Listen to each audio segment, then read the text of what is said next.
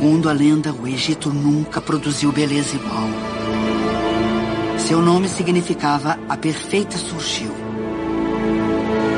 Seu rosto adornava templos em todo o país.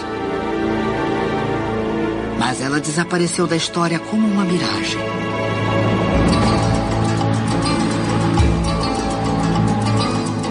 Hoje, uma egiptóloga acredita ter feito a maior descoberta desde a tumba de Tutancâmon. Confinadas em uma câmara secreta no Vale dos Reis, encontram-se 3 múmias. Uma delas pode ser ninguém menos que a rainha desaparecida do Egito, Nefertiti. Seria ela uma das maiores belezas da história? É incrível. Para descobrir, nosso especialista embarca em uma jornada pelo tempo para desvendar a história de uma deusa viva, cujo turbulento reinado foi uma saga trágica de poder, amor, traição e talvez assassinato.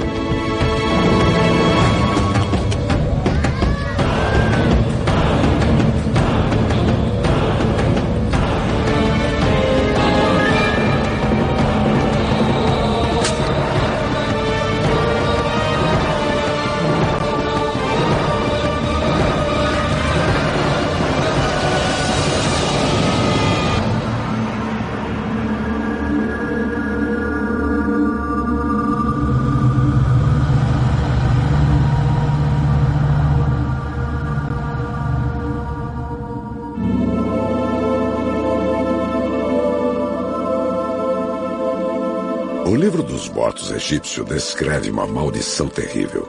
Se uma múmia for mutilada, os deuses não poderão reconhecê-la.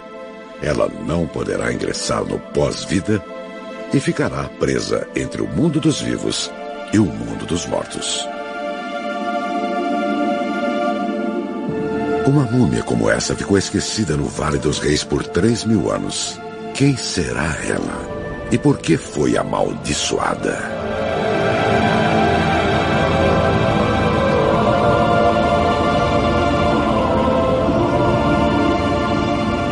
Em 1912, arqueólogos alemães encontraram uma relíquia nas areias do deserto central egípcio. Era o busto de uma rainha esquecida. Esta incrível descoberta representa hoje um ícone de beleza em todo o mundo. Mas muito de sua vida permanece um mistério. O nome Nefertiti é traduzido repetidamente como a perfeita surgiu. Em muitos aspectos é a figura real perfeita. E essa mulher possui muito mais do que beleza.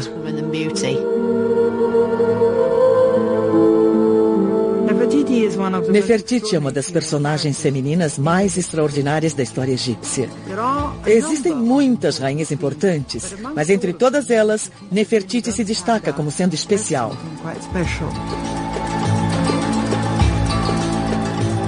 Acredita-se que o poder de Nefertiti era insuperável. Criada em um harém, ela se casou com um faraó, teve 6 filhos e ajudou a comandar uma revolução que mudaria o Egito para sempre. Ela e seu marido lideraram o êxodo da antiga capital do país e construíram uma cidade imponente no coração do deserto.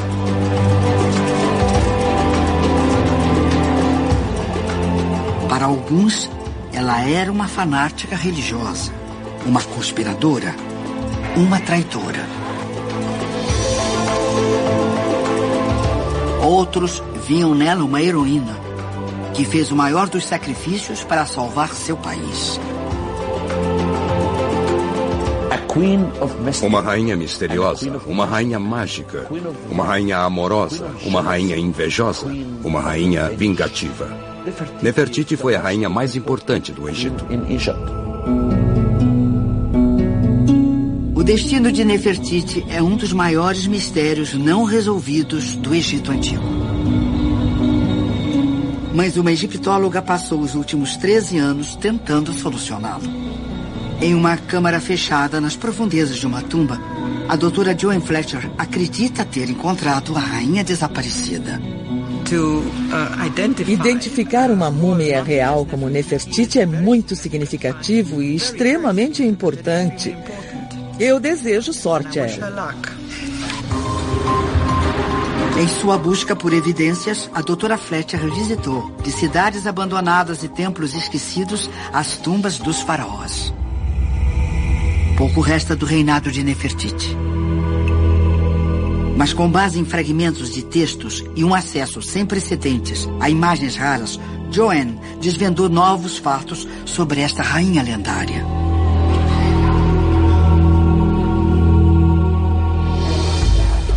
Agora, com o apoio do Discovery, Joanne organiza a maior expedição científica ao Vale dos Reis em 25 anos.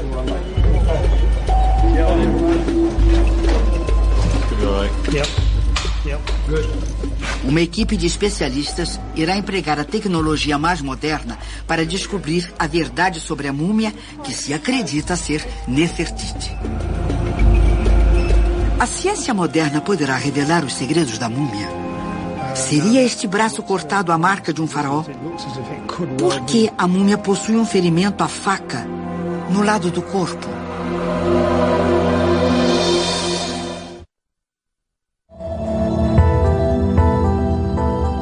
Nefertiti foi uma das maiores rainhas do Egito. Conhecida por possuir uma beleza estonteante, ela desapareceu da história 3.000 anos atrás. A egiptóloga Joanne Fletcher descobriu o que acredita ser a sua múmia. Ela espera que, através da tecnologia criminalística, consiga desvendar qual a verdadeira aparência desta mulher e solucionar o mistério de sua morte. Mas onde começa a história da múmia?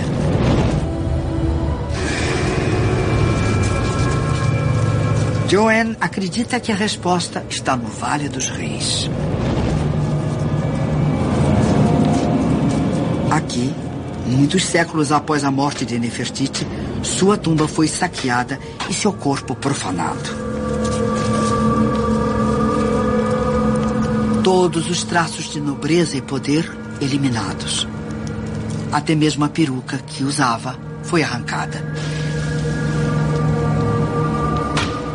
Por fim, o maior sacrilégio, a destruição do rosto, dando fim não apenas à sua beleza, mas à sua identidade, impedindo que entrasse no pós-vida. Um destino pior que a morte. Mas uma pista intrigante foi deixada para trás.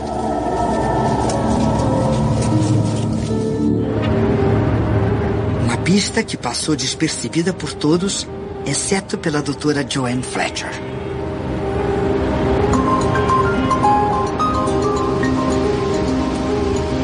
Ela é uma especialista em uma área pouco comum: cabelos egípcios da antiguidade. Há 13 anos, escondida entre os tesouros do Museu do Cairo, Joanne notou uma peruca antiga. Quando você se especializa, passa a perceber coisas muito específicas e vê detalhes que, de outra forma, seriam considerados triviais. Na verdade, eu me atenho àquilo que as pessoas não veem.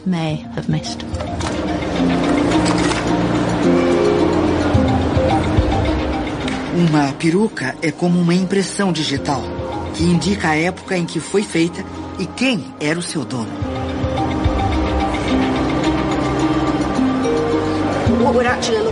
O que estamos vendo aqui é basicamente uma peruca núbia que costumava ser usada por mulheres da realeza por volta de 1400, 1300 a.C.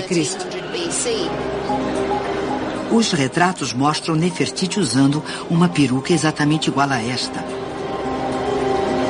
Poderia a peruca no museu ser dela?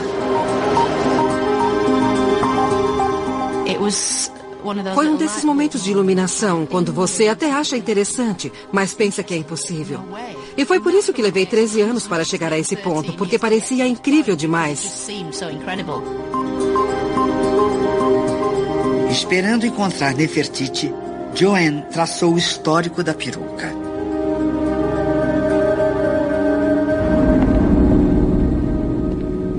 1898, um francês chamado Victor Loret começou a escavar uma tumba que estava selada há milhares de anos.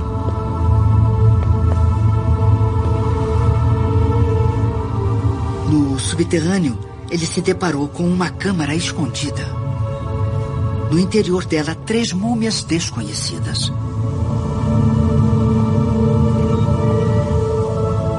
Uma parecia ter sido mutilada.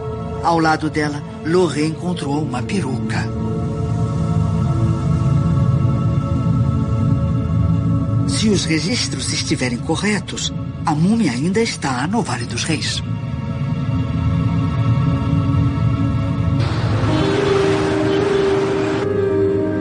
Um século após a descoberta de Victor Loret, Joanne vai até a tumba. A tumba fica aproximadamente 650 quilômetros ao sul do Cairo, no Vale dos Reis, o cemitério dos faraós.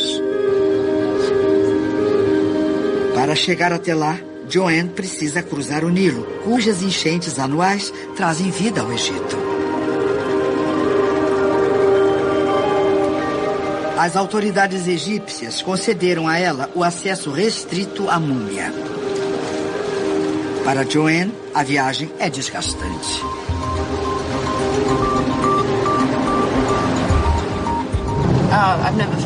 Eu nunca me senti assim na vida. É uma mistura de medo e empolgação. Uma empolgação enorme. Ela passa pelo Colosso de Menon, como Nefertiti deve ter feito inúmeras vezes. Estamos muito perto. Depois daquelas colinas fica o Vale dos Reis. O cenário de muitas histórias de aventura.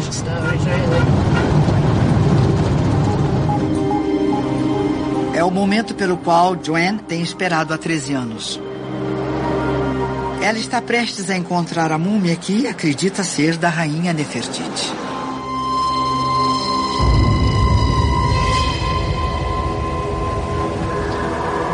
Sete da manhã, e a temperatura do Vale dos Reis chega a 49 graus.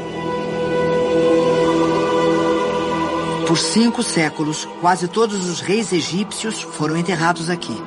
O vale é uma colmeia de tumbas.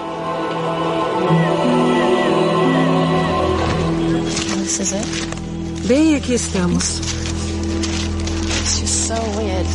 É estranho. Eu venho aqui há 20 anos e esse dia não se parece com nenhum outro.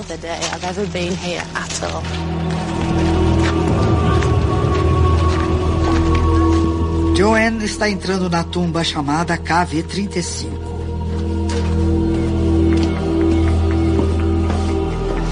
Uma das tumbas mais profundas e mais espetaculares do vale, a KV-35 possui 4 câmaras laterais. Uma delas guarda a múmia perdida. A tumba foi usada pelos sacerdotes para abrigar múmias cujos túmulos haviam sido saqueados. Um poço de drenagem na entrada também servia como armadilha mortal para os ladrões.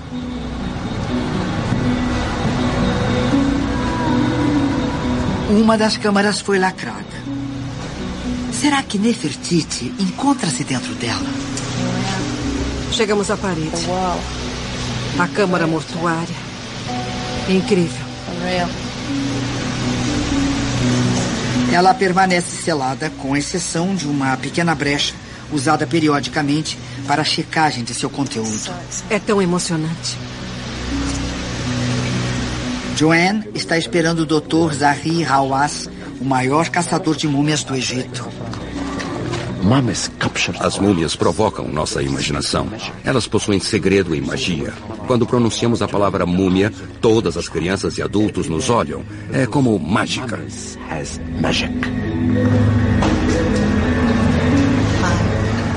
Olá, Dr. Hawass. A autorização oficial do Dr. Hawass é essencial. E a tumba não pode ser aberta sem que ele permita.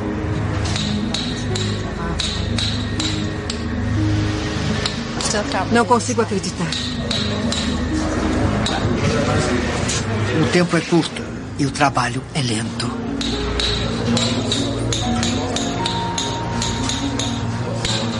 A temperatura ultrapassa os 38 graus. A umidade é de 90%. Uma hora depois, a abertura se torna uma janela. 3 múmias encontram-se lá dentro. Nossa.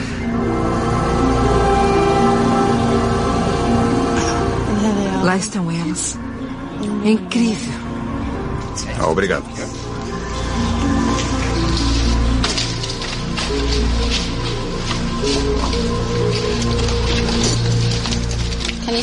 Consegue vê-las? Sim, todas elas.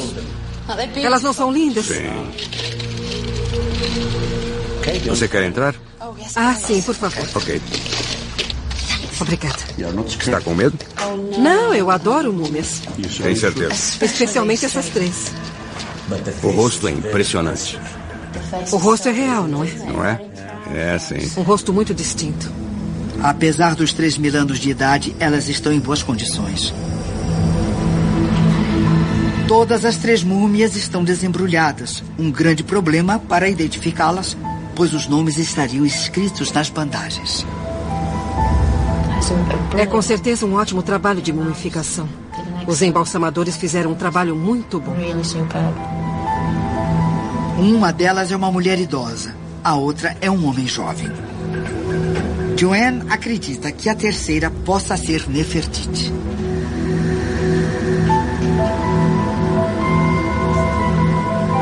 Para preservar sua teoria, Joanne passou os últimos 13 anos referindo-se à múmia como Senhora X. Ela não contou nem mesmo ao Dr. Hawass qual supõe ser a identidade da múmia. Essas 3 múmias aqui continuam fazendo história e continuam intrigando as pessoas que querem saber por que foram deixadas aqui. Ninguém consegue identificá-las. Todos têm uma teoria. Mas será que Joanne irá encontrar as provas que precisa para confirmar sua teoria? Após uma breve inspeção, o Dr. Hawass deixa que Joanne continue com a investigação.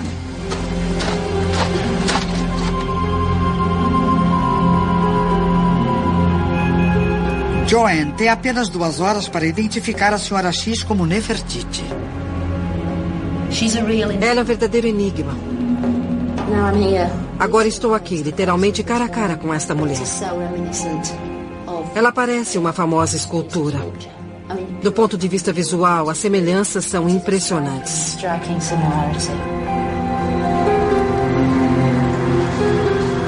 O pescoço comprido é uma pista, assim como uma marca ao redor da cabeça. Por baixo da coroa, a cabeça de Nefertiti era raspada. Uma precaução contra piolhos, doenças e o calor egípcio. É possível que ela usasse algo bem apertado.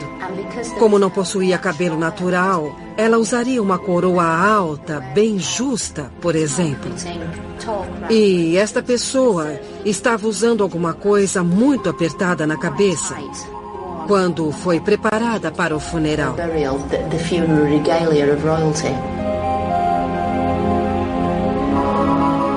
Outra característica muito peculiar é encontrada em algumas descrições de Nefertiti. O uso de 2 brincos em cada orelha. Para Joanne, os furos na orelha são indícios contundentes. Os ferimentos na boca revelam outra pista tantalizante. E no meio de todas essas pistas, temos a mais reveladora de todas. Os terríveis e deliberados danos causados após a morte, quando alguém literalmente esmagou o rosto dela com um instrumento pesado. Surpreendente. Eu estou quase sem palavras. Após a morte de Nefertiti, quase todos os seus retratos foram depredados. Os danos ao rosto se encaixam neste comportamento.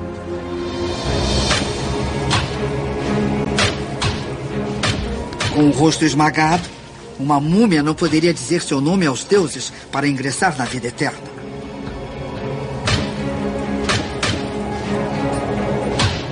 Por que alguém cometeria tamanho sacrilégio?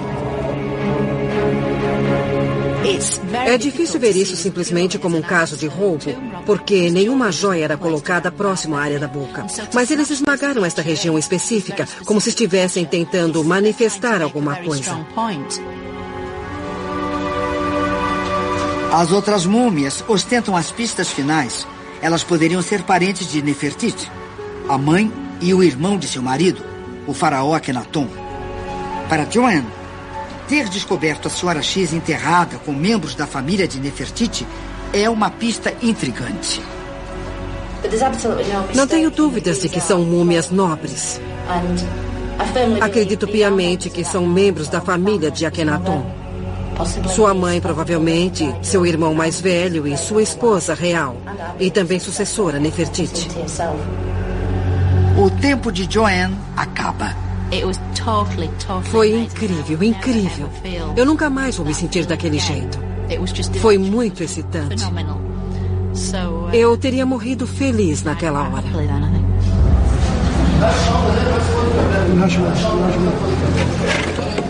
As múmias são isoladas novamente.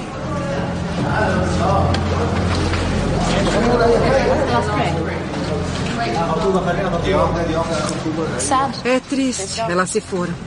Elas se foram novamente. Joanne sente que os longos anos de pesquisa finalmente foram recompensados. Mas seu trabalho está longe de terminar. Para provar sua teoria ao mundo, ela precisará examinar a múmia novamente. Desta vez, com a ajuda da tecnologia. Faz mais de 25 anos que a última equipe conseguiu permissão para realizar testes científicos nas múmias do Vale dos Reis.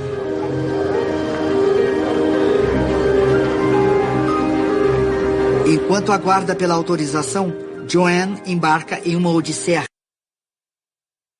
de descobrir a história secreta da vida de Nefertiti.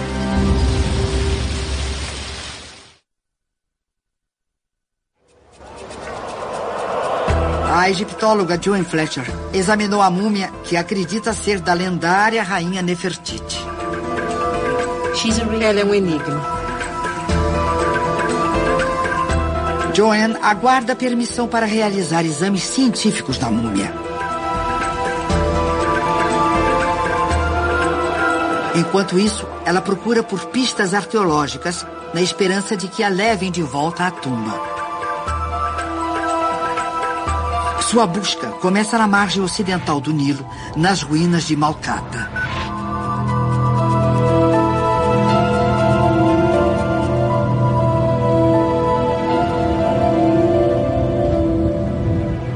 Neste antigo palácio luxuoso, Joanne acredita que Nefertiti possa ter passado a infância. Aqui, ela encontra as primeiras pistas. That's fantastic. Wow, é incrível. Isso está aqui há 3.500 anos. Tão novo quanto no dia em que foi pintado. Essas são as cores. Os mesmos desenhos que a dinastia Amarna teria visto. Amentecer, o Akhenaton, Tutankhamon e, é claro, Nefertiti. Em seu auge, Malkata foi o palácio mais espetacular do Egito Antigo. Lar dos faraós. Joanne acha que Nefertiti cresceu neste complexo entre mais de 500 esposas, consortes e concubinas. O vasto harém de Amenhotep III, o maior faraó da história egípcia.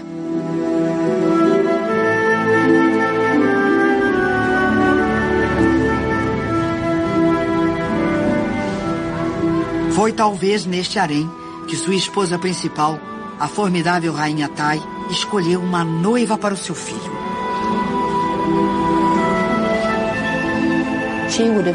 Sem dúvida, ela tinha muita influência na escolha da esposa do filho. Acho que não teria escolhido qualquer uma. É possível que Nefertiti tenha sido escolhida a dedo pela rainha e se preparado para esse papel.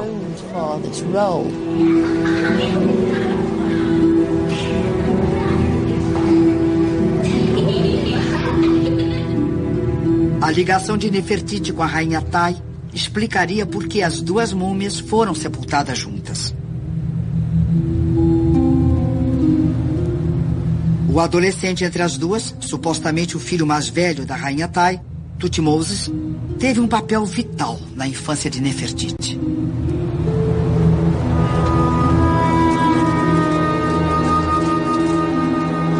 Herdeiro do trono, Thutmose morre jovem. Uma reviravolta que coloca Akhenaton e Nefertiti na linha de sucessão do Egito.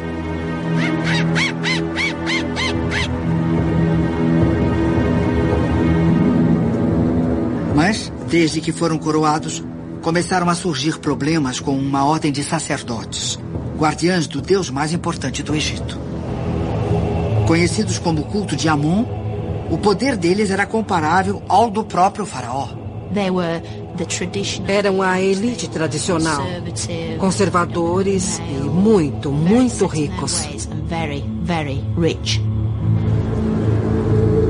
Jurando limitar o poder dos sacerdotes, o casal real levou a disputa até a base do poder do culto de Amon, o templo de Karnak.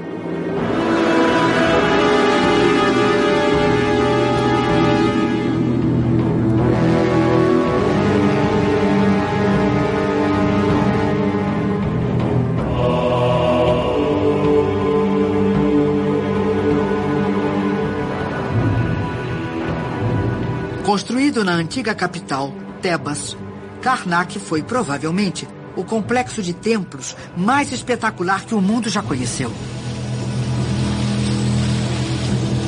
Os rituais diários de purificação dos sacerdotes ajudavam a manter a ordem no universo. Um conceito vital para os antigos egípcios, conhecido como Ma'at. Basicamente, significava a forma certa de se fazer as coisas. Verdade, justiça, liberdade. O grande objetivo era manter a ordem correta de tudo. O contrário seria o caos, medo, perigo, morte, tortura, o calor do deserto, todas essas coisas desagradáveis. A ideia principal no Antigo Egito, do Ma'at, era de manter a ordem certa das coisas. Os sacerdotes acreditavam que o centro deste universo ordenado encontrava-se no interior do templo. No final de um corredor de 400 metros, viveria o próprio deus Amon, envolto pela escuridão.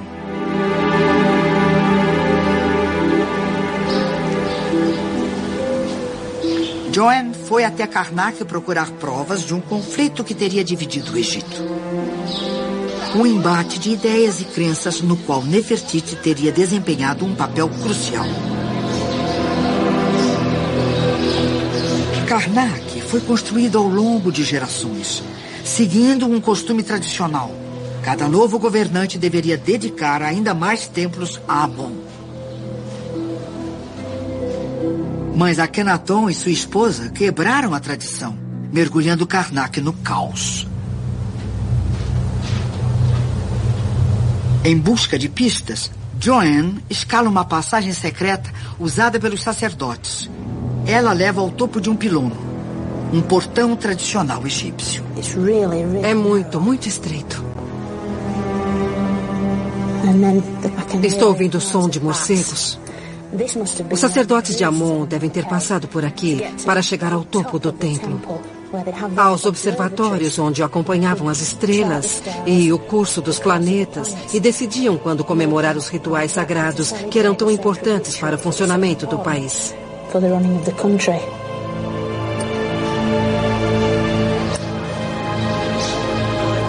Legal. Maravilhoso.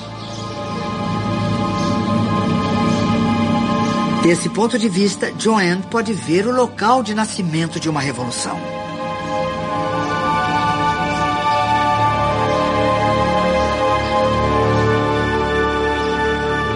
À distância, erguiam-se 4 templos gigantescos.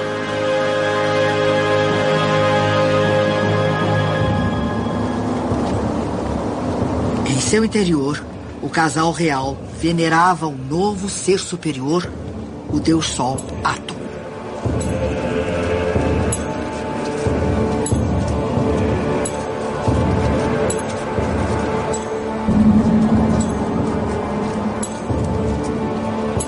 Nomeando a si mesmos como sumo sacerdote e sacerdotisa, o rei e a rainha prometem diminuir o poder dos sacerdotes de Amon.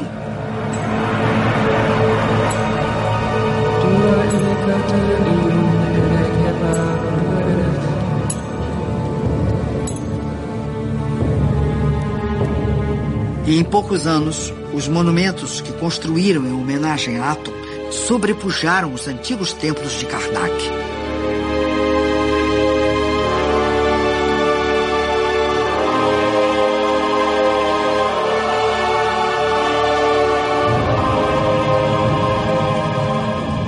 Para os sacerdotes de Amon, que realizavam seus rituais na escuridão, os templos representavam um sacrilégio.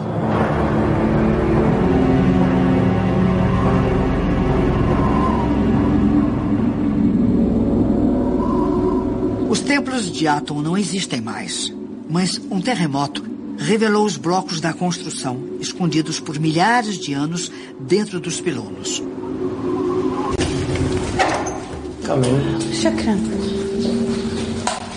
Procurando pistas sobre o papel de Nefertiti na nova religião do Sol, Joanne consegue uma permissão especial para estudar os blocos.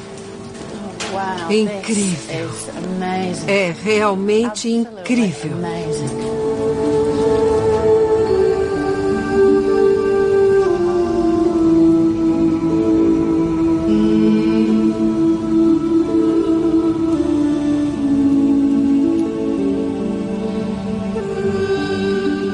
Os entalhes fornecem o retrato de uma revolução. Você pode ver aqui. Isso é incrível. São imagens fantásticas. Isso é incrível. Nefertiti aparece de novo. Olha isso aqui. Ela está em todo lugar. Em imagens vívidas. Fantástico. Nefertiti é retratada de forma inédita. Isso realmente confirma que ela era uma mulher de enorme importância para ser exibida desta forma. As imagens confirmam que Nefertiti teve um papel fundamental na construção dos templos do Sol a Atum. Na verdade, são muito mais do que imagens. Desfigurá-las e usá-las como meros tijolos as neutraliza. Elimina seus poderes mágicos.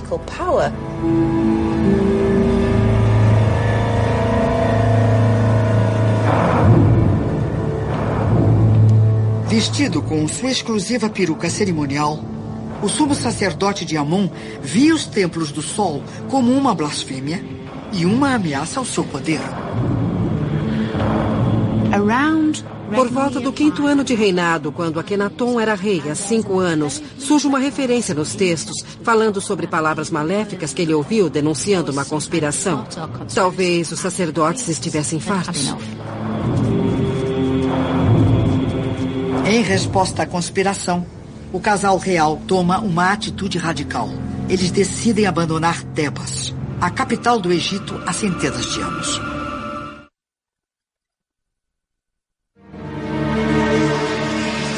Inspirado por uma visão do deus Sol, Atum, Akhenaton parte para o deserto. Ele busca um lugar para construir uma nova capital, uma fortaleza longe dos inimigos e uma base para iniciar uma revolução.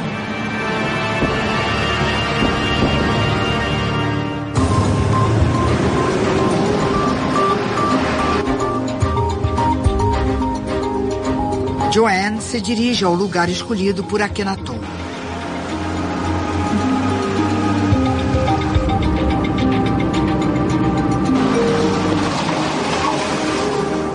...320 quilômetros ao norte de Tebas, hoje é conhecido como Amarna.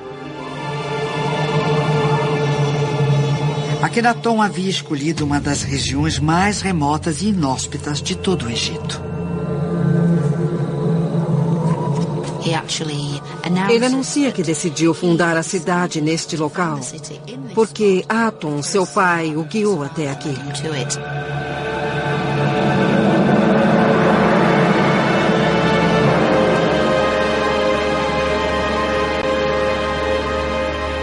O lugar não mudou muito desde que Akhenaton o fundou há mais de 3.000 anos. Joanne pode até ver os penhascos que Akhenaton interpretou como um sinal de que havia encontrado o lugar certo.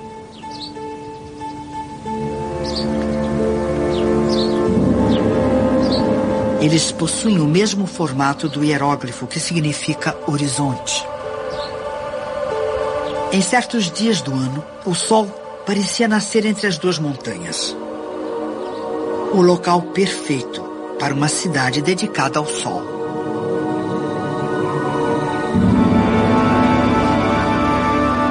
Com Nefertiti, Akhenaton começou a planejar uma cidade sem igual na história egípcia.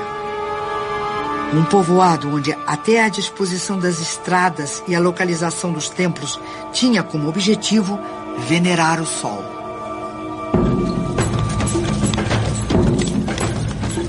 Milhares de pessoas seguiram o faraó e sua esposa ao deserto.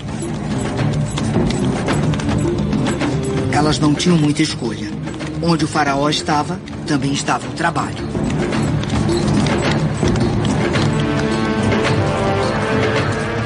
Pedreiros e artesãos vão para construir a nova cidade.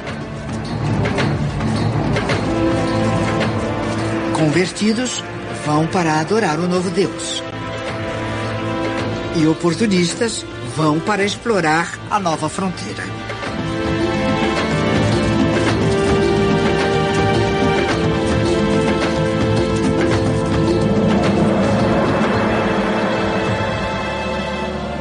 Quando Amarna está perto de ficar pronta, o rei e a rainha saem de Tebas e se dirigem ao seu novo lar.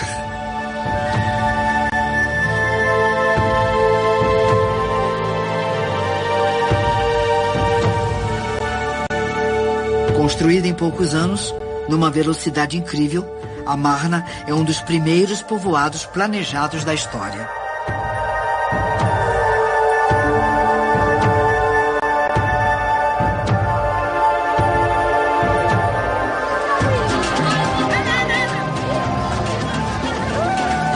O casal real chega aclamado pelos súditos, quase 50 mil. Como um sinal dos novos tempos, adotam uma informalidade jamais exibida pela realeza.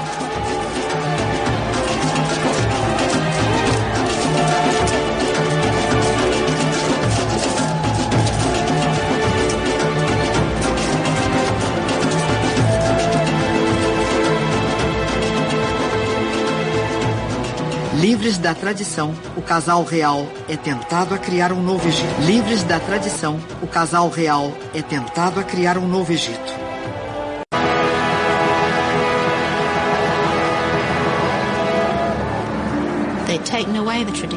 Eles retiravam os deuses tradicionais e os substituíam por si mesmos.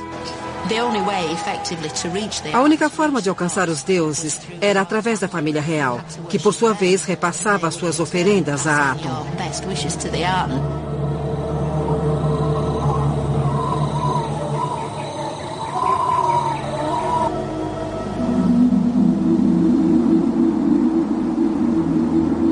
Nas ruínas de Amarna, Joanne procura pistas sobre a vida de Nefertiti.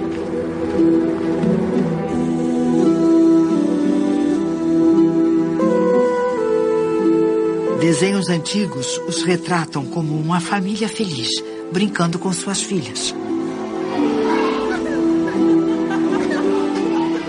Um casal feliz. A rainha sempre ao lado do rei.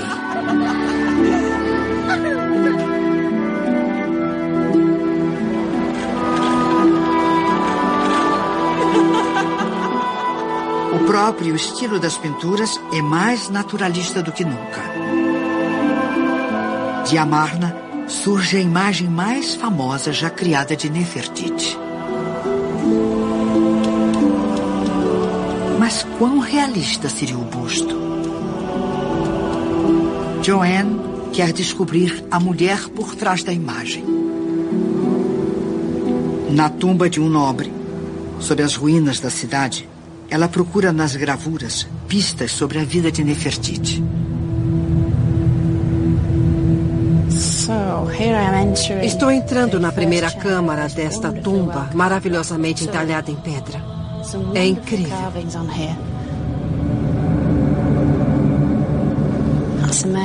Realmente incrível. Temos 2 condutores de carruagens aqui. Um à esquerda e um à direita. Estou vendo alguns hieróglifos. Na verdade, esta é a grande esposa real. Então, a figura da esquerda é a própria Nefertiti. Está conduzindo sua própria carruagem. Uma mulher independente, uma linda cena. Very nice scene.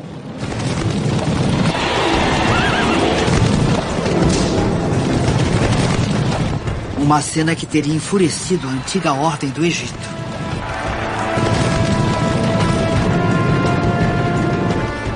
Uma rainha competindo com um rei? Algo impensável. Mais provas de que Nefertiti era influente no governo.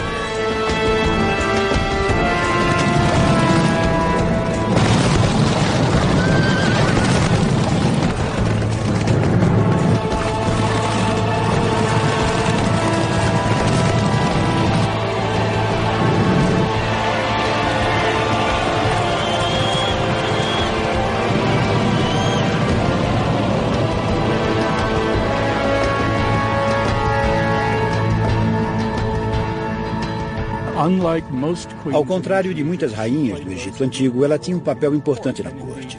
Ela e seu marido são, com frequência, mostrados como iguais.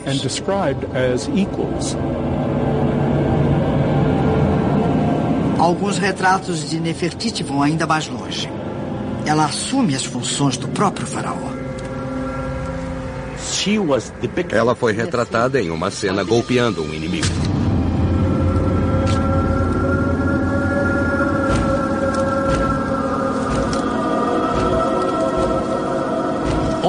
Só o rei pode golpear um inimigo, nunca uma rainha. Esta é uma prerrogativa do rei. Doutora Fletcher acredita que Nefertiti pagou um preço terrível por sua independência. As pistas estão nestas figuras. O que é isso? Registros de homens correndo. Parece que eram soldados. Estão carregando armas, lanças, escudos. Será que a arte real esconde verdades desagradáveis? Sabemos que possuíam uma grande presença militar para manter a segurança deles de ameaças internas e externas. O rei parece ter sido pouco popular, para dizer o mínimo. Essa ideia de uma família unida é um exercício cínico, manipulando a imagem pública e pessoal de um personagem.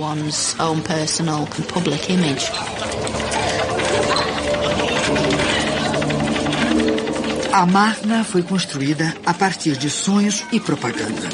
Mas um inimigo, os soldados não puderam manter afastado. A verdade. A realidade estava prestes a devastar tudo para Nefertiti.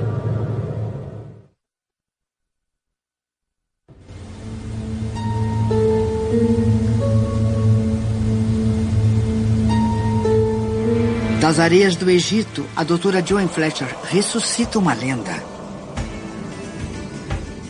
Ela acredita ter encontrado a múmia de Nefertiti escondida em uma câmara lacrada no Vale dos Reis. Para restaurar a sua identidade, Joan precisa recriar a vida da rainha perdida. Pinturas encontradas nas ruínas da capital construída por Nefertiti e seu marido Akhenaton sugerem um estado de medo. Nunca tinha visto isso antes. Um casal real cercado por tantos militares. O que realmente aconteceu durante o reinado supostamente idílico do casal?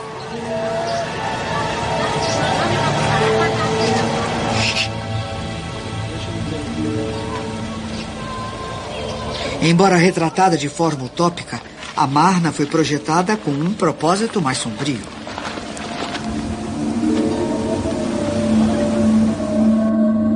Com 3 lados protegidos por penhascos e o quarto pelo Nilo, Amarna era uma fortaleza.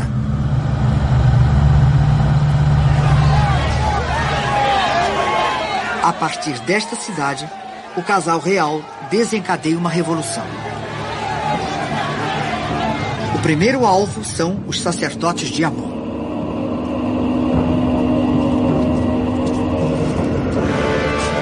Para financiar Amarna e vingar antigas rixas, Nefertiti e Akhenaton saqueiam os templos de Karnak.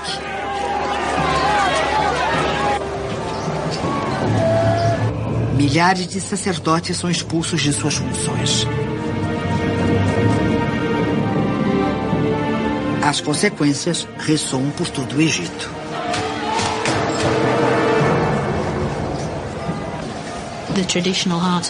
O centro tradicional de cada comunidade era o templo. Quando eles foram fechados, houve desemprego em massa. Não era permitido contestar o rei.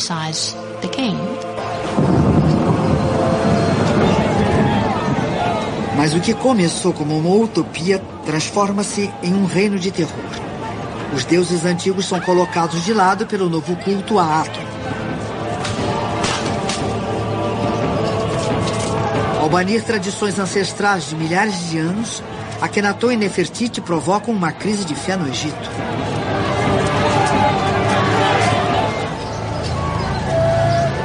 O país mergulha em uma crise econômica e desordem social.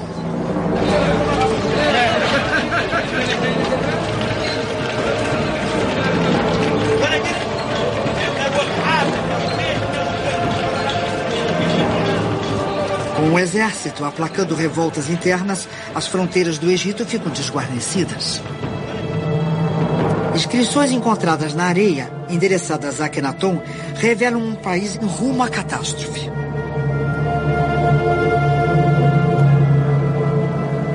Akhenaton permanecia inflexível, determinado a continuar com a transformação do Egito a qualquer custo.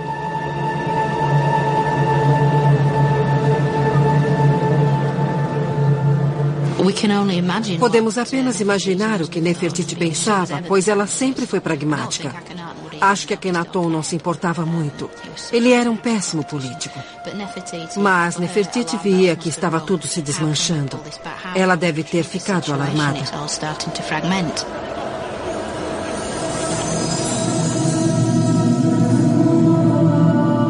Nefertiti também enfrentava uma crise particular, uma rival, ameaçando sua posição ao lado do rei.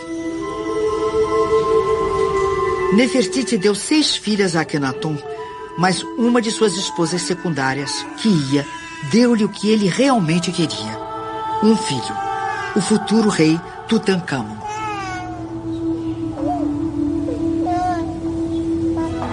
Mas Kiya não foi a esposa preferida por muito tempo. No 11º ano do reinado de Akhenaton, ela desaparece dos registros. Não se sabe por quê. Alguns acham que foi vítima do ciúme de Nefertiti. Criamos essa ideia de uma unidade familiar maravilhosa. Mas ela era muito mais violenta e sombria do que podemos imaginar. A habilidade de Nefertiti em manipular situações a seu favor parece ser confirmada 1 ano após o desaparecimento de Kiya.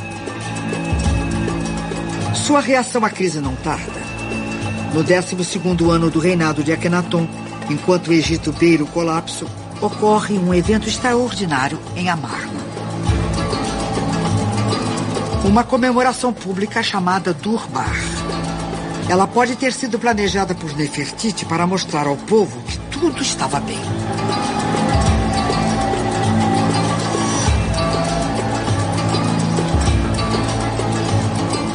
A visão que os convidados têm é inédita. Nefertiti sentada ao lado de seu marido, não como uma simples rainha, mas como corregente, sua igual. Nefertiti havia se tornado a mulher mais poderosa da Terra.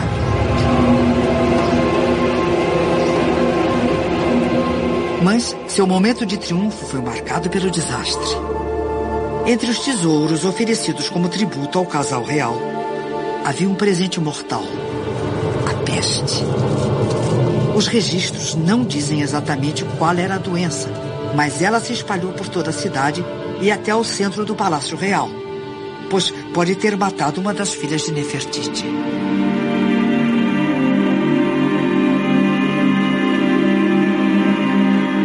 No 14º ano, Nefertiti desaparece dos registros.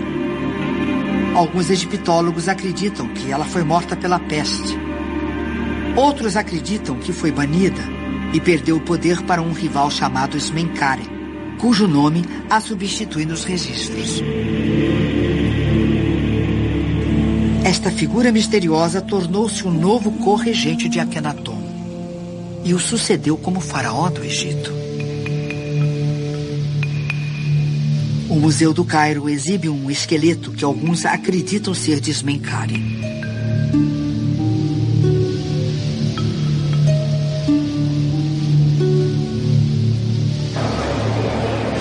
Mas, cada vez mais egiptólogos acreditam que Smenkare era apenas outro nome para Nefertiti.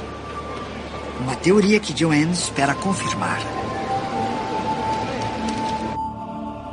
Poderia a rainha ter vivido e reinado sobre o Egito como o faraó Smenkare?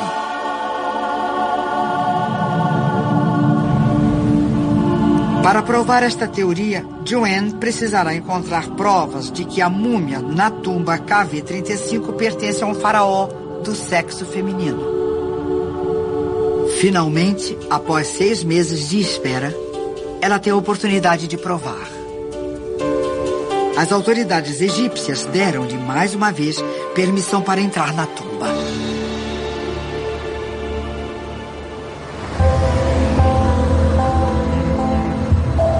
Enquanto isso, na Inglaterra, uma das maiores autoridades em restos humanos do mundo, o professor Don Brothwell, reúne uma equipe de especialistas.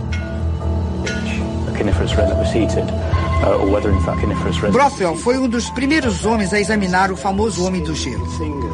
Ele também investigou valas com restos humanos em Kosovo. Sua equipe está testando uma máquina digital portátil de raio-x num corpo mumificado. É o equipamento mais moderno disponível.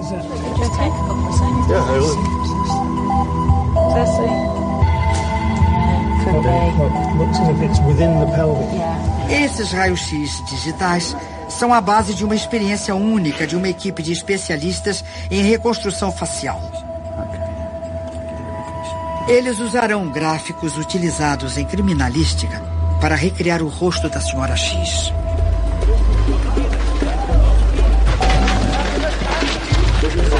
São necessárias 22 pessoas para transportar o delicado equipamento até a tumba KV-35.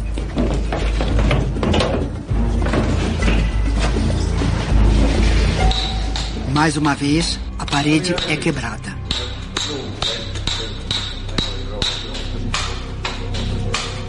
Para Joanne, o momento é tenso. Os testes científicos apoiarão sua teoria de que a múmia é Nefertiti ou a desacreditarão. Joanne sabe que enfrentará visões já estabelecidas, sustentadas por outros especialistas. Acho que temos alguns problemas com os dados disponíveis. A dificuldade até em determinar conclusivamente se esta é a múmia de uma mulher é um problema. Ela parece uma jovem com cerca de 15 anos. Teria a múmia a idade e o sexo errados? É uma questão para os cientistas. Para manter a imparcialidade, eles não sabem o que estão analisando. Não foram informados da teoria de Joanne sobre a identidade da múmia. Quem quer vir dar uma olhada? Olhe você mesmo. É fantástico. Sim, mas os corpos estão muito bem preservados e em ótimas condições. Veja, empoeirados, mas em boas condições. Cuidadosamente, a equipe começa a montar o equipamento. Proibidos de realizar o teste de DNA, eles recorrem à mais moderna tecnologia de raio-x disponível. Vamos ver, vamos deixar em 55 kV e 12 NA. O processo digital fornecerá radiografias em segundos.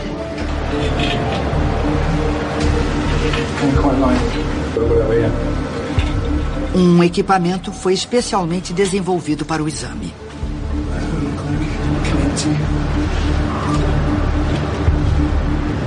É um trabalho tenso. Um pequeno escorregão pode esfarelar as múmias. Vamos ver de verdade se alguma coisa foi deformada. Com cuidado, a radiologista Andrea Bates começa as varreduras. 85 1.6. É uma tecnologia muito recente. Usamos a eletrônica para obter imagens digitais. Como uma câmera digital tira fotos instantâneas, elas são logo transferidas para o computador e podem ser processadas. Podem ser vistas de outros ângulos facilmente. É muito mais prático para a análise do que as radiografias convencionais. Mesmo com o calor e a umidade, o equipamento parece funcionar. Raio-X. Sim, tudo pronto, está perfeito. Vamos lá? Sim, pronto. As radiografias respondem rapidamente a uma pergunta. A múmia é definitivamente feminina. Em termos de morfologia esquelética, é bem graciosa e, sem dúvida, feminina.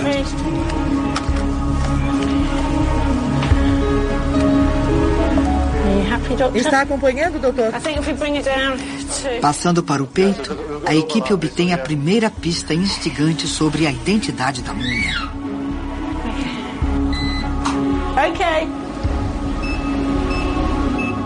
O que eles descobrem é algo muito promissor. A área abdominal. Aqui é a parte superior da pelvis e a vértebra lombar, a parte mais baixa das costelas. Está muito denso, como dá para ver. Isso não é uma densidade normal. Parece alguma coisa metálica, não parece? Parece. Para mim está parecendo uma joia. Uma joia. É, parece, não? É. Os pequenos objetos são contas deixadas para trás quando ladrões arrancaram os colares da Sra. X. Imediatamente, Joanne reconhece seu significado. Podemos dar outro zoom ali? Porque aquilo parece um pequeno e antigo amuleto egípcio que usavam como joia, em forma de Nefer.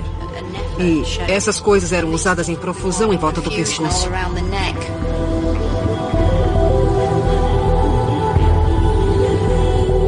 Nefertiti compartilha seu nome com contas de formato distinto, chamadas de Nefer, conhecidas por adornar a realeza de Amarna.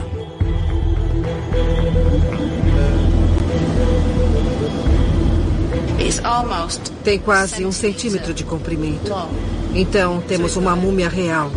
Pois provavelmente, não, definitivamente essa profusão de joias entre as bandagens e os elementos da mumificação indicam um indivíduo de status muito, muito elevado.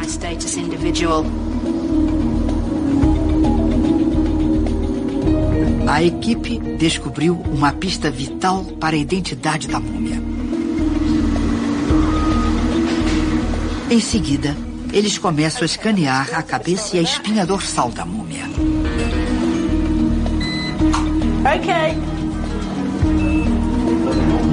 Isso, bons detalhes do crânio e dos dentes.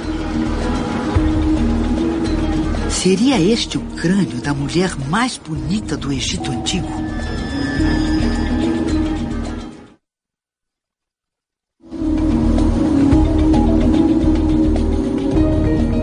No Vale dos Reis, a investigação na KV-35 atinge um ponto crítico. A doutora Joanne Fletcher espera provar que a múmia selada em uma câmara secreta por mais de 3.000 anos é ninguém menos que a lendária rainha Nefertiti. Isso, bons detalhes do crânio e dos dentes.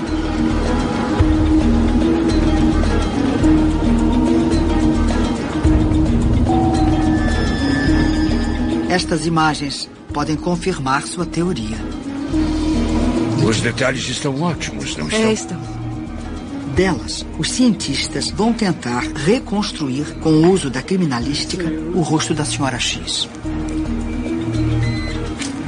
Os raios-x também mostram que ela ainda possui o cérebro, uma pista importante para o químico especialista em múmias, Dr. Stephen Buckley. Tradicionalmente, o cérebro era removido durante a mumificação, mas os predecessores imediatos de Nefertiti romperam com este costume e mantiveram seus cérebros intactos. Os raios-x também fornecem outra pista, Buckley. Sinais de um fluido de embalsamamento peculiar. O que me interessa aqui são estes artefatos no tecido e na pele. Exatamente, esses pontos meio cristalizados. Isso. Eles têm o efeito de um chuvisco.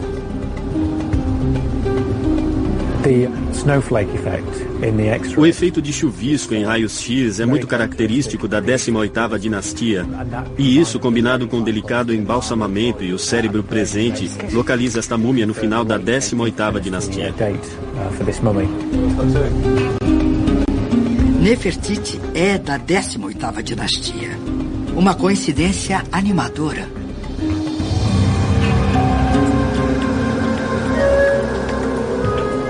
No decorrer do dia, após a realização de outros testes, Don Brothwell se depara com um problema intrigante. É apenas um parecer inicial, mas potencialmente devastador.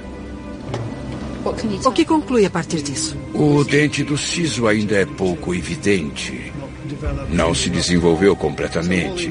Então, o indivíduo seria jovem. Um pouco jovem, sim. No final da adolescência, um jovem adulto. Jovem adulto. Sim, a coluna vertebral mostra sinais disso. É muito difícil determinar a idade através de radiografias, mas se o palpite de Brothwell estiver certo, será o fim da pesquisa de Joanne. Nefertiti teve 6 filhas. Ela não pode ser jovem. Mesmo que Nefertiti tivesse se casado com Akhenaton quando criança, como era comum na realeza egípcia, ela teria, no mínimo, mais de 20 anos quando morreu. Joanne não pode ter certeza até que toda a múmia seja radiografada. Só conseguimos ver a parte superior do ilíaco, então, com um pouco de sorte, podemos tentar localizar quase toda a pelvis ali. Você está pronto? Raio-X. Após muitas horas de tensão, começa a surgir um parecer mais animador. Estamos na área torácica, ali está a parte de cima da pelvis, aqui na região lombar e aqui no baixo ventre.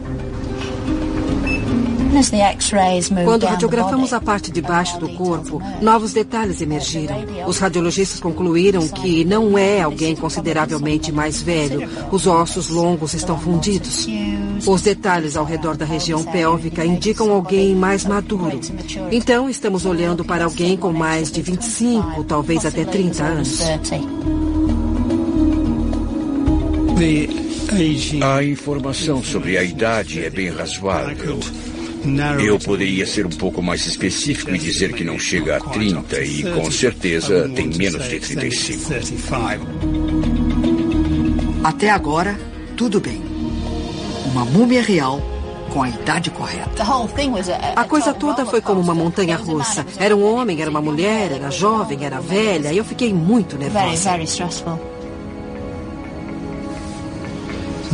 Então, vamos começar a analisar isso. Pela cabeça.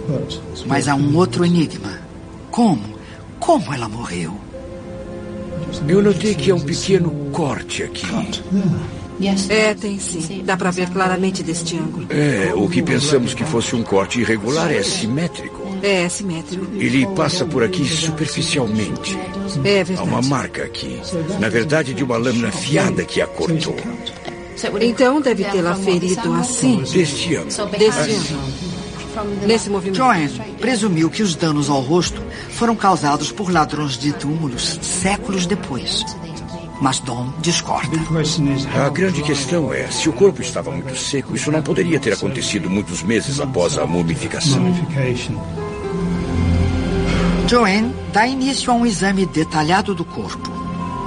Ela é acompanhada pela doutora El Magani, uma especialista em conservação de múmias do Museu do Cairo. Elas procuram por mais pistas.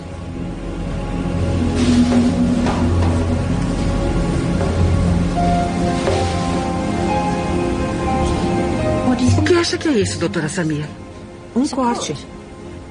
É um corte? Talvez um ferimento? Talvez um ferimento. Ao longo da caixa torácica, elas notam um corte de 12 centímetros. Talvez se ela estivesse levantando o braço, isso daria acesso ao tronco dela. Os ferimentos levantam questões perturbadoras sobre o destino da múmia. Está vendo isto aqui? A revelação seguinte sugere que a senhora X foi mais que uma rainha. Ela se encontra sem bandagens, arrancadas de seu corpo pelos ladrões. Lindo tecido real. É um lindo linho real, maravilhoso. Apenas para os reis. Apenas para reis, na verdade. É lindo. O que há aí embaixo? Os dedos. Tem alguns dedos aqui. Deixe-me ver. Esse deve ser o braço que faltava. Eu não acredito. Isso é fantástico. Posso... me mostre. Isso é ótimo. Eu não acredito. Esse é o braço desaparecido há centenas de anos. É uma descoberta extraordinária. Há 100 anos, a múmia foi descoberta com o braço direito dobrado. Algum tempo depois, ele foi substituído por um braço esticado. Ele foi visto em 1900 e desapareceu desde então. É um braço direito exatamente como o relatório original dizia, segurando um cetro, e definitivamente é uma mão feminina. E tem rena ao redor das unhas, está vendo? Rena. É, rena. Isso é extremamente animador. Posso ver por um momento? Ah, sim, claro. Esse é o momento definitivo. Realmente é. Se essa mão for desta mulher... Oh, wow, look. Aqui. Deste lado aqui. Olha. Está vendo? Esse é magnífico. E esse outro não parece se encaixar. Se fosse devolvido para o seu dono verdadeiro, imagine só. E esta senhora, assim como o cetro. Isso é fantástico, doutora Samia. É realmente fantástico. O membro encontrado é uma evidência fundamental. Um braço direito dobrado era o símbolo de um faraó. A descoberta sustenta a teoria de que Nefertiti viveu mais do que seu marido e tomou o trono para si. Um faraó por direito. Só encontramos isso nos desenhos de reis que são enterrados com o braço direito ou ambos os braços assim. Nas rainhas é o esquerdo. Nos reis é desse jeito ou desse. E isso realmente é uma coisa valiosa, porque se esse braço direito realmente pertencer a essa jovem mulher, isso evidencia que ela adquiriu um poder incrível em sua vida.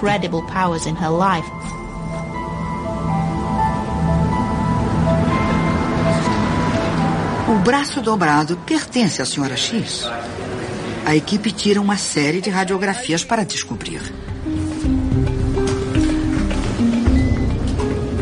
Podemos ver a fratura aqui. É uma fratura realmente interessante, não é? Nós vamos ter que comparar cuidadosamente. E será que corresponde ao corpo? Então não é só uma questão de descobrir a densidade dos ossos, mas também o jeito que os braços, os dois, foram mumificados. E a questão é se a mumificação é similar à do braço esquerdo. Ninguém pode dizer até que as radiografias sejam meticulosamente analisadas. A confirmação só acontecerá quando a equipe voltar à Inglaterra. O tempo da expedição acabou. Joanne pode nunca mais chegar tão perto da múmia. Tenho certeza de que é uma mulher da realeza da 18ª dinastia, potencialmente um faraó mulher.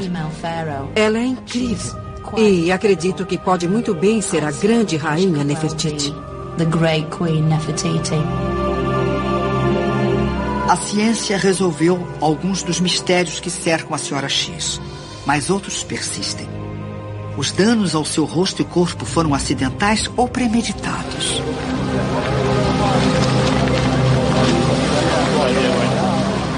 A equipe de cientistas volta à Inglaterra para descobrir.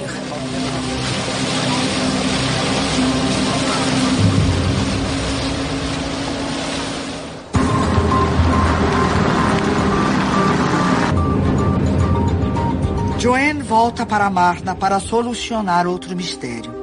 Se Nefertiti sucedeu a Akhenaton como o faraó Ismenkari.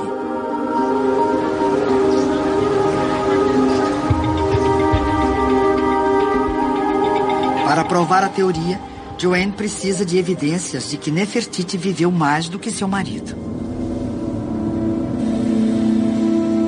Akhenaton morreu no 17º ano de reinado. A causa de sua morte continua desconhecida. Mas mais importante que isso é: quem o enterrou?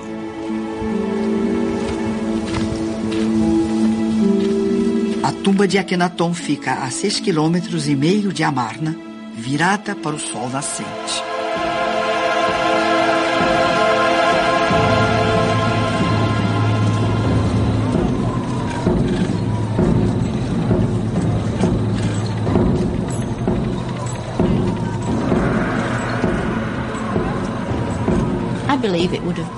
Acredito que foi ela quem conduziu os rituais do funeral como sucessora escolhida por Akhenaton. E, certamente, como corregente, ela preencheria seus requisitos. Teria sido a escolha adequada. Como herdeira de seu marido, só Nefertiti poderia ter conduzido o ritual sagrado de abertura da boca, que dava a ele a imortalidade.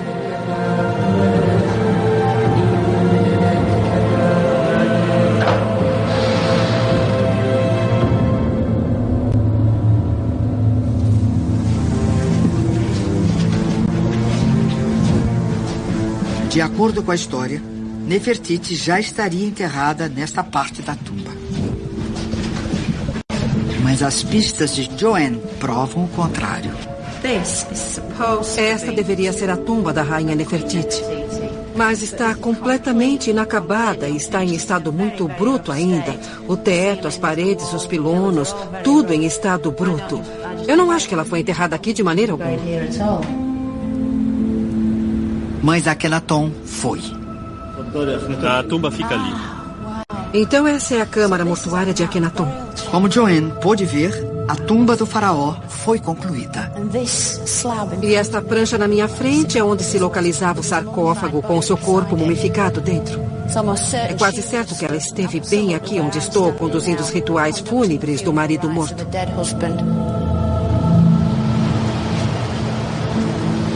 Outras provas de que Nefertiti estava viva quando Akhenaton morreu aparecem no sarcófago dele no Museu do Cairo.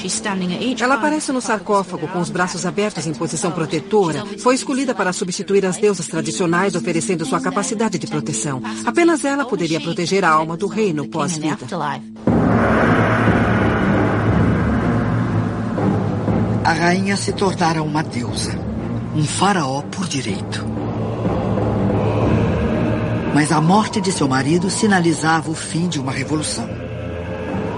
O império caminhava para a beira do colapso.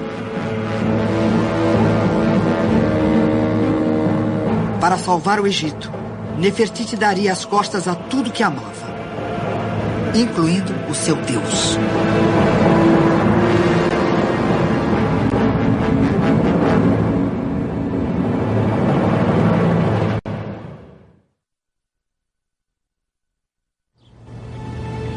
No Egito, a doutora Joanne Fletcher investiga um último mistério. Ela está convencida de que Nefertiti não foi enterrada em Amarna, mas quer descobrir como foi parar a 320 quilômetros de distância no Vale dos Reis.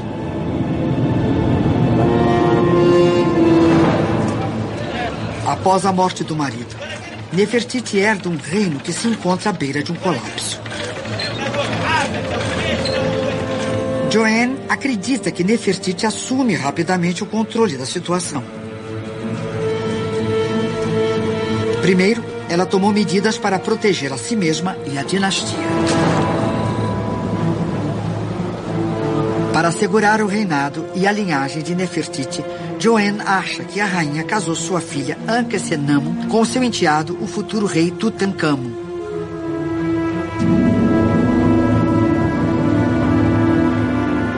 O que aconteceu depois não está registrado, mas Joanne acredita ter a resposta.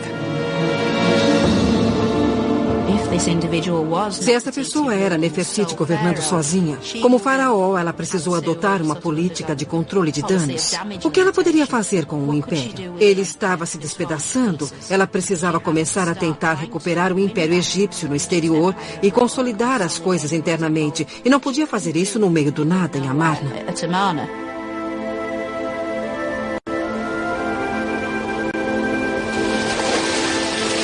Joanne acha que Nefertiti deixou Amarna e partiu para Tebas com o corpo do marido. A nova religião que ele e Nefertiti tinham fundado estava acabada. Akhenaton seria novamente enterrado de acordo com os costumes antigos. Um gesto para acalmar os velhos inimigos, os sacerdotes de Amon.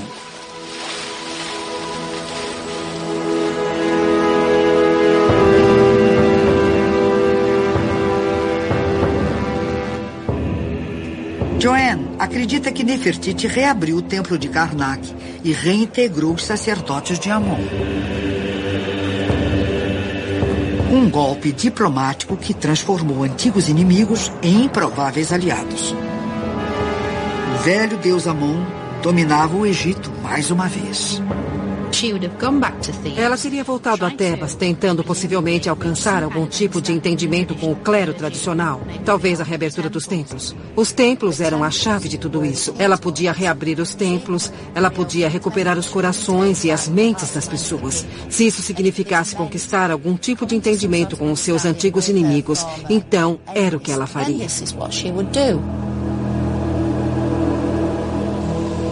Pistas sobre a determinação de Nefertiti podem ser encontradas em Karnak.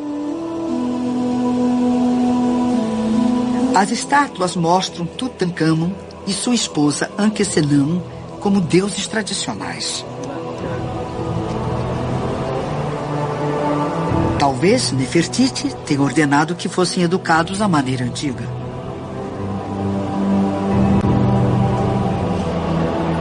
Para a dinastia sobreviver, a ordem devia ser restaurada.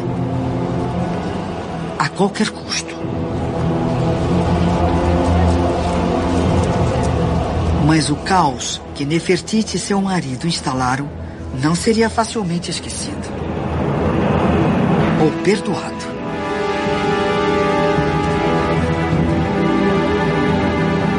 Joanne acha que Nefertiti reinou em Tebas até morrer. Cerca de 1 ano depois.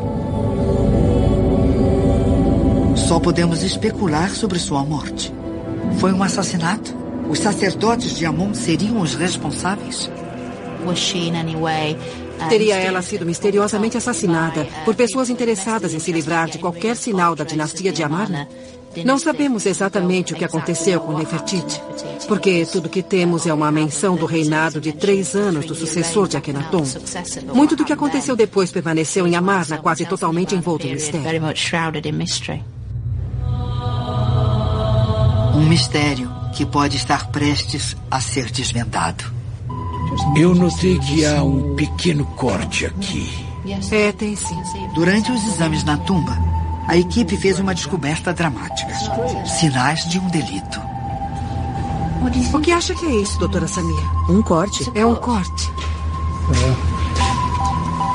A teoria é testada pelo professor Don Brothwell, o especialista em restos humanos da equipe. É igual a uma múmia. Substituindo corpos humanos por carcaças de porcos, ele tenta simular os ferimentos da senhora X. Ele começa simulando os ferimentos em um porco fresco, cuja pele é similar à de um humano. Este não penetrou tão fundo quanto o do machado, de jeito nenhum. Brothwell e sua equipe repetem o teste em um porco desidratado. Quase toda a umidade foi removida do corpo. Um processo que imita a mumificação. Esse foi profundo. Com certeza foi. Brothwell reproduz os ferimentos, registrando as diferenças com cuidado. Há diferenças impressionantes. O que temos certeza absoluta é que o ferimento no peito dela, que só pudemos ver no porco fresco, não aconteceu no porco desidratado. Na verdade, não conseguimos cortá-lo com uma faca de jeito nenhum. Isso sustenta a hipótese de que o corpo estava bastante fresco. Na área do focinho do porco fresco, os ferimentos produzidos pelo machado são bem mais parecidos com os ferimentos encontrados na múmia da jovem mulher. Pode ter sido um assassinato. Meu palpite é que eles foram feitos no momento da morte ou logo após. Na verdade, acredito que ela não teria sobrevivido.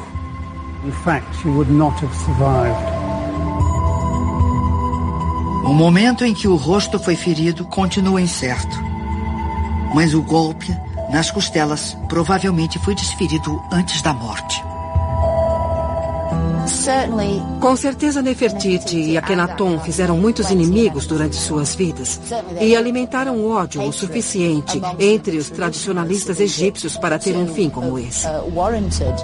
Se isso é evidência de assassinato, não podemos dizer. É especulação. Acho que tudo que podemos dizer é que é muito interessante.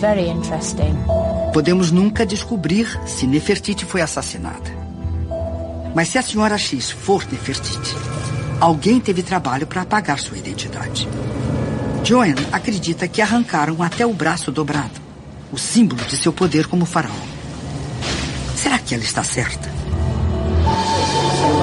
O químico Stephen Buckley montou o quebra-cabeça. Depois de analisar o braço esticado, colocado ao lado do corpo da senhora X, conclui que ele não pertence a ela.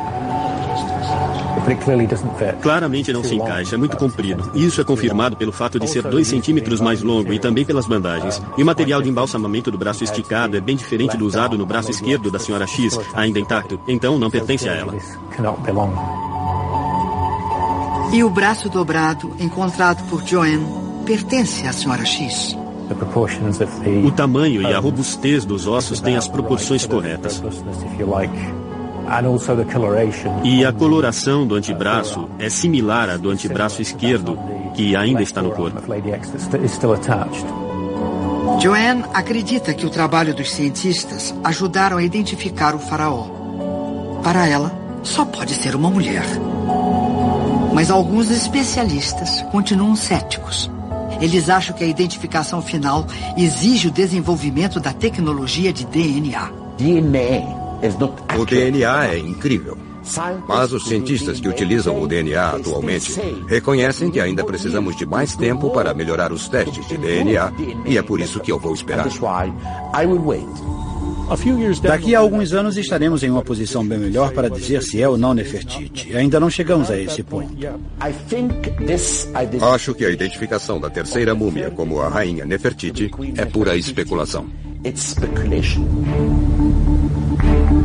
Mas Joanne permanece convencida de que fez uma descoberta única.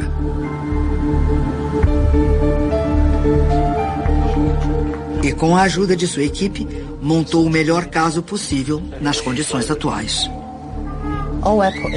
Tudo o que estamos fazendo é montar um painel de evidências que é muito sólido, nada mais, nada menos. E paramos por aqui porque acreditamos que podemos ter encontrado a verdadeira Nefertiti. A busca pela identidade da múmia se aproxima do fim. Resta apenas uma pista a ser examinada.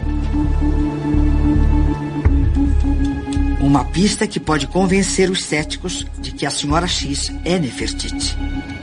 Seu rosto reconstruído. Será a múmia semelhante ao famoso busto de Nefertiti?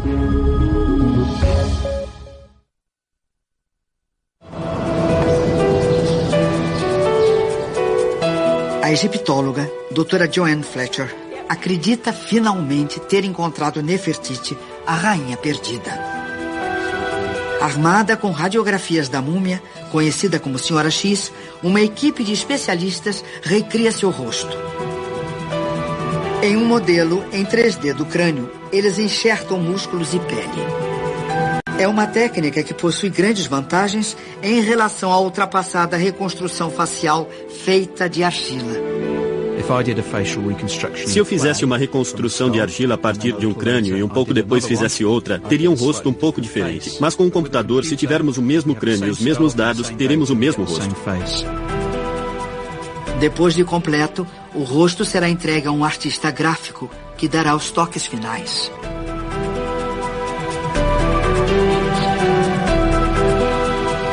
Seria o rosto da múmia igual ao de Nefertiti?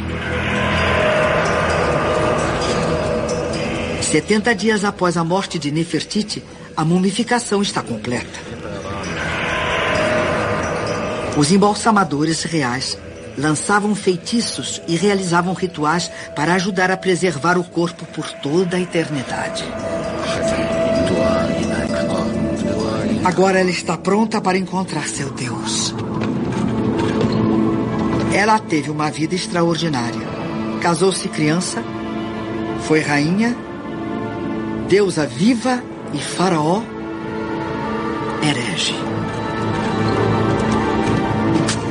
Uma revolucionária que tentou transformar o Egito e falhou, mergulhando o país na crise que provavelmente a levou à morte.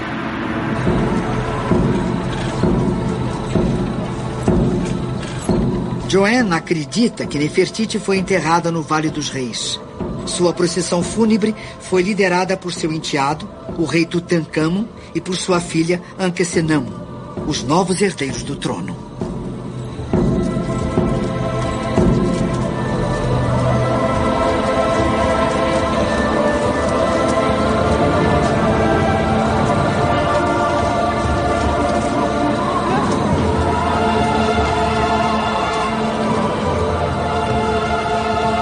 Mal sabiam os novos reis que os restos mortais de sua mãe seriam violados. Os rancorosos sacerdotes de Amon, os homens que Nefertiti e seu marido tentaram destruir, vingaram-se de uma forma terrível.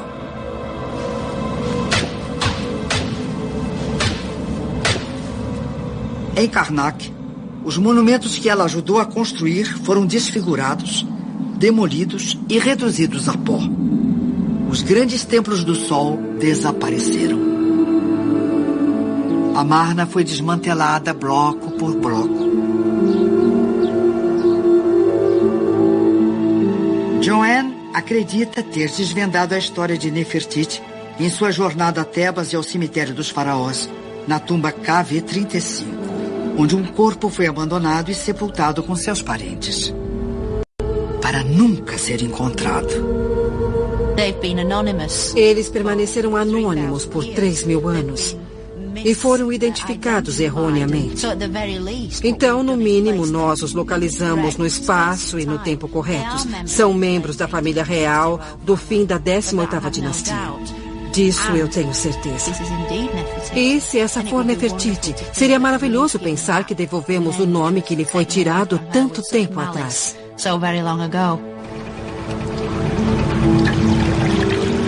Para Joanne, a investigação no Egito acabou. Ela volta à Inglaterra para descobrir se a última peça do quebra-cabeça se encaixa. A pergunta final espera por ela. O rosto da Senhora X combinará com as representações de Nefertiti?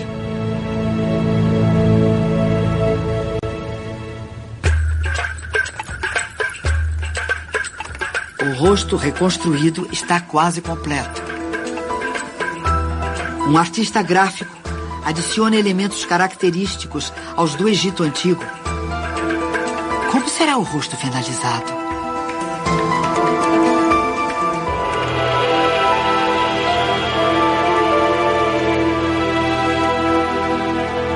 Joanne está prestes a descobrir. Olá. A equipe se reúne para a revelação. Ele é o especialista. Oi, tudo bem? Como vai? É o momento da verdade.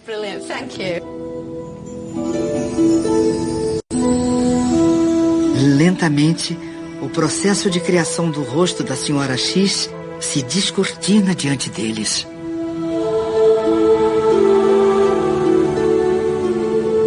É incrível. É absolutamente incrível. É fantástico.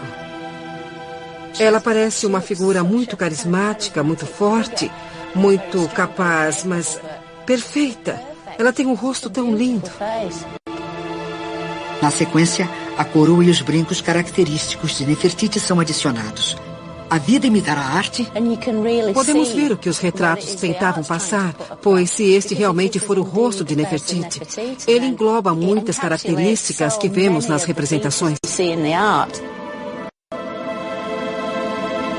Para Joanne, a semelhança é impressionante. Contemplar o rosto que acredita pertencer a Nefertiti é um momento simbólico para ela. A semelhança é surpreendente.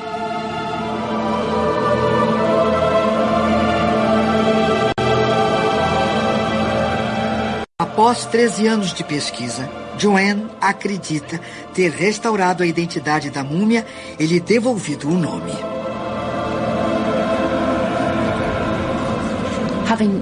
Recuperar suas possíveis identidades é como dar a eles um novo acesso ao pós-vida.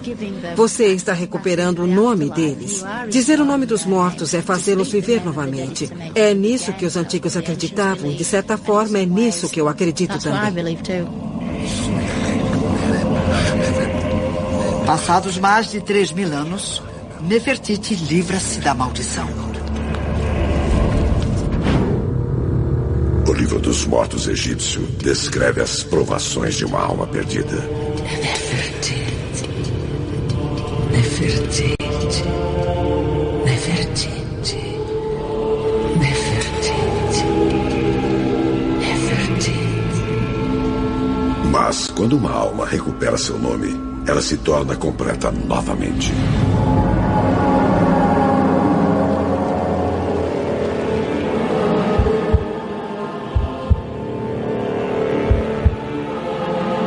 Pode falar com os deuses e recupera seu lugar de direito no pós-vida.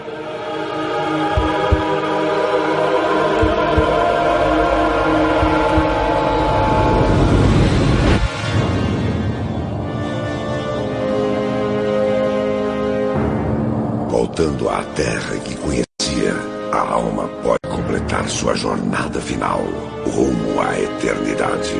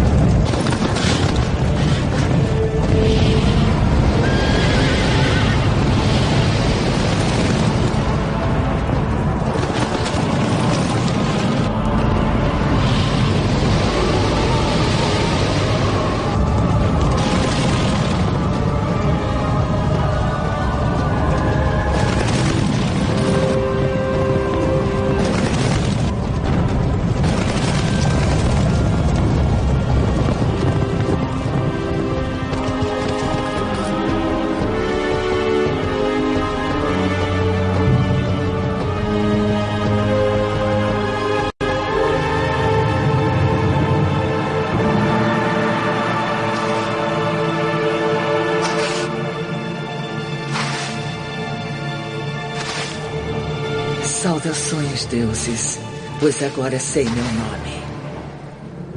Se disse qualquer palavra má ou realizei qualquer feito maligno, que o próprio Atum se erga para me defender.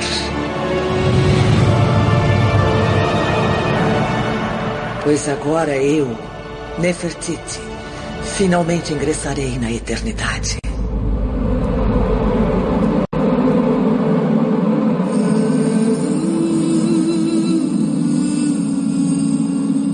Versão brasileira Vox Mundi.